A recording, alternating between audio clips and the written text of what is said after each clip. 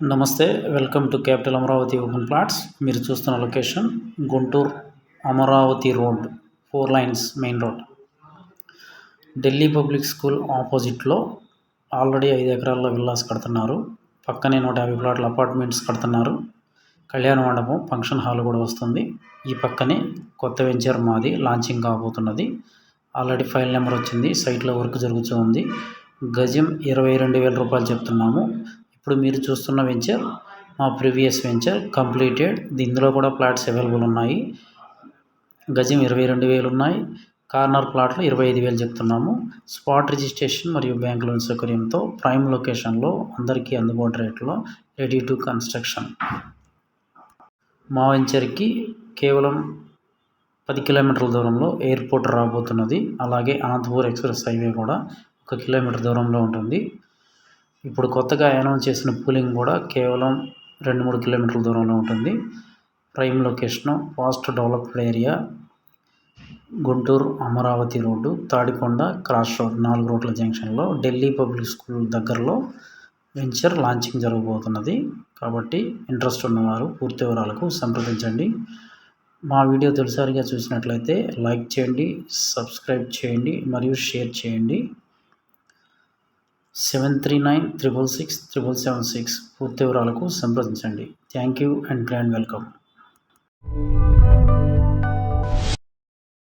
రాజధాని అమరావతికి అనుబంధంగా విమానాశ్రయాలు, నౌకాశ్రయాలు, రైల్వే లైన్లు వంటి కీలకమైన మౌలిక వసతుల అభివృద్ధికి సిఆర్డీఏ పరిధిలో రాబోయే రోజుల్లో చేయబోయే భూ సమీకరణకు సంబంధించిన నిబంధనల్ని రాష్ట్ర ప్రభుత్వం విడుదల చేసింది.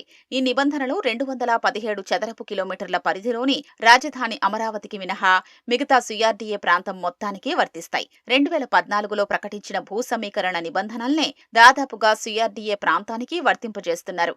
28 గ్రామాల ప్రజలకు అమలు చేసిన ప్యాకేజీనే భవిష్యత్తులో భూ సమీకరణలో భూములిచ్చే రైతులకు దాదాపుగా వర్తింపజేయబోతున్నారు.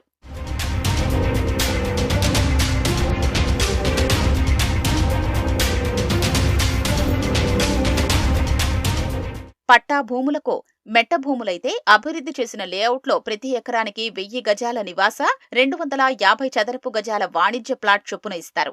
జరీబు భూములకు ప్రతి ఎకరానికి 1000 చదరపు గజాల రెసిడెన్షియల్, 450 చదరపు గజాల కమర్షియల్ స్థలాలు ఇస్తారు. వివిధ కేటగిరీల అసైన్డ్ భూములకు అభ్యంతరం లేని అభ్యంతరకర ప్రభుత్వ భూముల్ని ఆక్రమించుకుని సాగు చేసుకుంటున్న వారికి కేటగిరీల వారీగా వేర్వేరు ప్యాకేజీలు ప్రకటించారు. తొలి సంవత్సరం మెట్ట భూములకు ఎకరానికి 30,000, జరీబు భూములకు ఎకరానికి 50,000 చొప్పున కౌలు చెల్లిస్తారు. మరుసటి ఏడాది నుంచి ఏటా 10% చొప్పున కౌలు మొత్తం పెరుగుతుంది. పట్టా భూములు 1954 సంవత్సరానికి ముందు, ఆ తరువాత అసైన్ చేసిన భూములు, మాజీ సైనికులు, రాజకీయ బాధితులు, స్వాతంత్ర సమరయోధుల భూములకు మాత్రమే ప్రభుత్వం కౌలు చెల్లిస్తుంది. మిగతా కేటగిరీల భూములకు కౌలు వర్తించదు. నిమ్మ, సపోటా, జామ వంటి తోటలు ఉన్న భూములకు 1,00,000 చొప్పున పరిహారం చెల్లిస్తారు.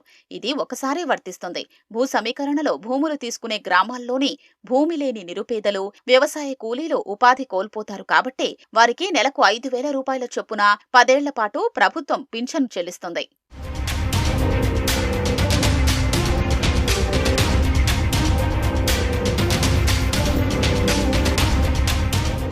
భూముల్ని రెసిడెన్షియల్ కేటగిరీలోకి మార్చుకుని వీజీటీఎం, ఉడా లేదా సిఆర్డీఏ లేదా డీటీసీపీ అనుమతి లేకుండా వేసిన అనధికారిక లేఅవుట్లలోని స్థలాలకు 65% గాని, గరిష్టంగా 500 గజాలు గాని పరిహారంగా ఇస్తారు. భూ సమీకరణ నిబంధనలు అమల్లోకొచ్చే నాటికి ఉన్న లేఅవుట్లకే ఇది వర్తిస్తుంది. అనుమతితో వేసిన లేఅవుట్లను భూ సమీకరణ నుంచి మినహాయిస్తారు. గ్రామకంఠం, అగ్రహారం, అబాది, విలేజ్ సైట్లను భూ సమీకరణ నుంచి మినహాయిస్తారు. వాటి సరిహద్దుల్ని విలేజ్ మ్యాప్లు, ఫీల్డ్ మెజర్మెంట్ బుక్లు, రీసెటిల్మెంట్ రిజిస్టర్ల ఆధారంగా నిర్ణయిస్తారు. బలహీన వర్గాల కోసం ఇళ్లు నిర్మించిన కాలనీల్ని భూ సమీకరణ నుంచి మినహాయిస్తారు. విస్తరించిన గ్రామకంఠాల్ని మినహాయిస్తారు. భూ సమీకరణ నిర్ణయాన్ని ప్రకటించిన తేదీ నాటికి ఉన్న వాటినే పరిగణలోకి తీసుకుంటారు. ఉపగ్రహ చిత్రాలు, డ్రోన్లు, రోవర్లు, ఇతర ఆధునిక టెక్నాలజీలతో నిర్వహించిన సర్వేల ద్వారా వాటి సరిహద్దులు నిర్ణయిస్తారు.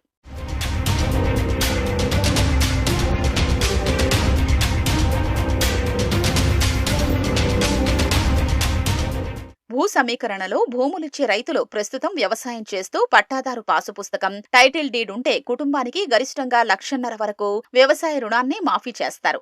భూ సమీకరణ పరిధిలోని గ్రామాల ప్రజలకు ఉచిత విద్య, వైద్య సదుపాయం కల్పిస్తారు. అవసరమైన చోట వృద్ధాశ్రమాలు ఏర్పాటు చేస్తారు. అన్న క్యాంటీన్లు ఏర్పాటు చేస్తారు. ఆయా గ్రామాల్లోని ప్రజలకు ట్రాక్టర్లు, నిర్మాణ రంగానికి ఉపయోగపడే యంత్ర సామాగ్రి ఉంటే ప్రభుత్వం లేదా CRDA చేపట్టే ప్రాజెక్టుల్లో వాటిని వినియోగించుకుంటారు. వారికి అద్దె చెల్లిస్తారు.